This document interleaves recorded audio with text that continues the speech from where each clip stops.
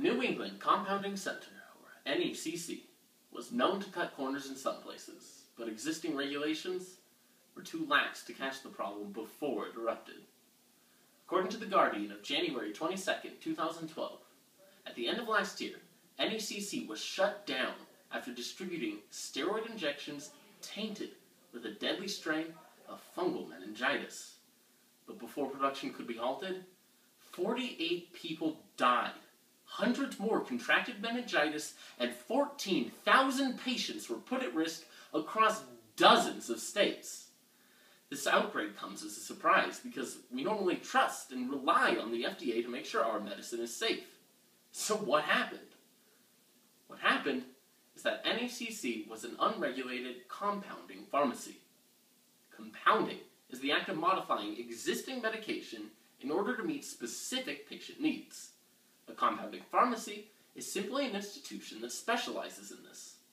The problem is that compounding pharmacies are not regulated by the FDA, meaning individual states have to govern these businesses. State regulations are rarely adequate, and as more and more hospitals stock up on compounded medication, we must demand higher standards. Today, we will examine the causes of unregulated compounding pharmacies, come down with the symptoms and problems, before prescribing a solution to the confounding supervision of compounding. There are two main reasons behind the poor state of disrepair of compounding regulation: fuzzy federal status and state inefficiency. The FDA monitors medicinal manufacturers to make sure safe practices are being followed and safe products are being sold.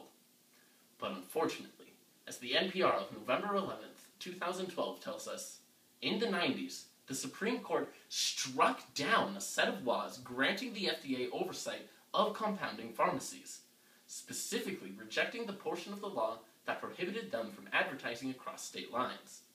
The FDA has been protecting us for over a century, and we've grown to trust it and rely on it for a culture of consumer confidence. Such a blatant omission from the FDA's protective purview is shocking. If a compounder blatantly breaks the health code or obviously crosses the line from pharmacy to drug manufacturer, the FDA can assert its authority. But if this firm can meet whatever requirements the state has set, it can skirt the line between state and federal regulation without ever giving the FDA legal standing to assert its authority. The relationship between the FDA and compounding needs to be cleared up before any progress can be made. Compounding pharmacies suffer from just a bit of an identity crisis, so it's no surprise that the laws meant to regulate them are lackluster.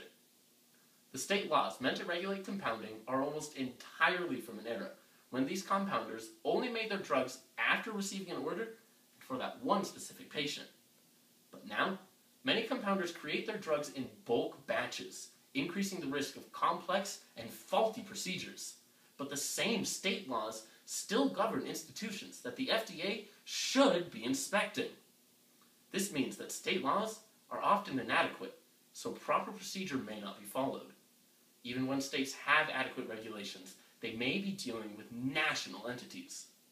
According to the Washington Post of December 20th, 2012, because they can advertise across state lines, some compounding pharmacies have begun acting more like manufacturers than the pharmacies they were intended, and have grown to the point where they sell dozens of products to entire regions of the country. Asking a single state agency to regulate such a business is a little like asking a mouse to tame a lion. The FDA has vast resources and expertise built from decades of monitoring medicinal manufacture, something states lack. State regulation of compounding is less effective and less safe than regulation by the FDA. Now that we understand the current state of compounding regulation, let's take a look at the problems these regulations are causing: lower quality medication and hindered medical progress. If my intro didn't tip you off, one of the most obvious downsides of unregulated compounding is the public health risk. According to the Chicago Tribune of October 16, 2012, in 2001, the FDA conducted a study of drugs from compounding pharmacies. Fully 1/3 of all the tested compounded drugs failed one or more quality tests. Contrast this with drugs from medicinal manufacturers who were subject to FDA oversight, and less than 0.1% showed any problems at all. But unfortunately, these lower quality compounded drugs are ubiquitous. Modern Healthcare reports on October 12, 2012, that over 30 million compounded prescriptions are filled in the US every year. And because compounders can be cheaper and react more quickly to drug shortages, some hospitals, especially small or remote facilities, may have up to 1/5 of their entire medicinal stock compounded by an unregulated third party. That's like playing roulette with your medicine cabinet. Unregulated compounders flood our market with lower quality medication, and in the worst cases, lives are put at risk. The less immediate impact of unregulated compounding is that it hinders future medical progress. The New York Times of January 4th, 2013 tells us that the most important trend in modern medicine is personalized medication, or medicine tailored to your specific needs. If this sounds familiar, it's because that's basically what compounding is. The report continues, stating that personalized medication is only likely to increase its hold, and where today we might go to a compounder to get a pill form of a liquid-only medication, in the future we may all get personalized hormone treatments specific to our genome from our local compounder. Unregulated compounding pharmacies could create huge health risks as they take on increasingly delicate operations, or miscreants like NECC could scare away people who genuinely need compounding services. Compounding pharmacies are a necessary part of our healthcare system, and as they grow in importance, the regulations must grow in effectiveness. The compounding pharmacy industry is not in the state we would want it to be, but fortunately, two relatively simple solutions exist: regulation reform and accreditation. American citizens benefit tremendously from the FDA's monitoring of medicinal manufacturers, and similar monitoring of compounding pharmacies would be similarly beneficial. A prudent reform would be to reintroduce the legislation from the 90s and cut out the cancerous part about advertising across state lines. This would bring all compounders under the uniform control of the FDA, who could clear up definitions and get rid of inefficient regulations, because they would no longer have to argue jurisdiction with states or individual firms. And in fact, states can do their part too.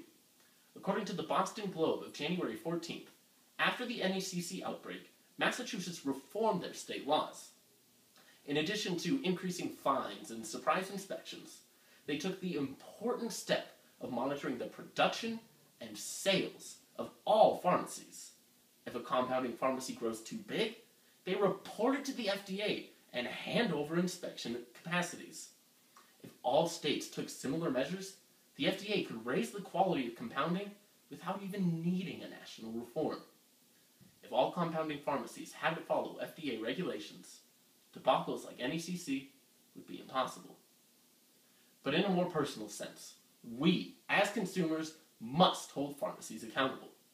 The Pharmacy Compounding Accreditation Board is an organization designed to raise quality by accrediting those institutions who meet industry standards. Unfortunately, as Kaiser Health News reports on October 19, 2012, the number of U.S. pharmacies who actually have this accreditation is less than 3%, mostly because customers just don't ask for it. The best solution, then, is to ask your doctor where all your medication is coming from.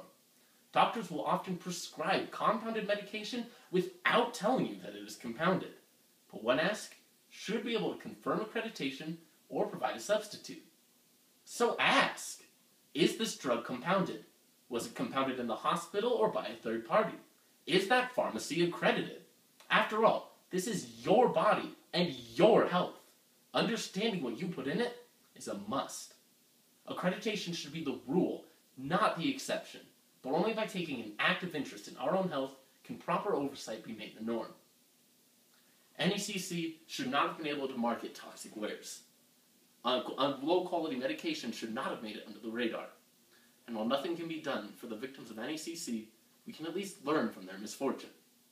Current compounding regulation is horribly inept, delegated inefficiently, and based on fuzzy definitions. But fortunately, Simple regulation reform and educated consumers who insist on accreditation can do much to alleviate the issue. Compounding is a useful and necessary component of our healthcare system, and its corruption by inefficient regulation must be cured.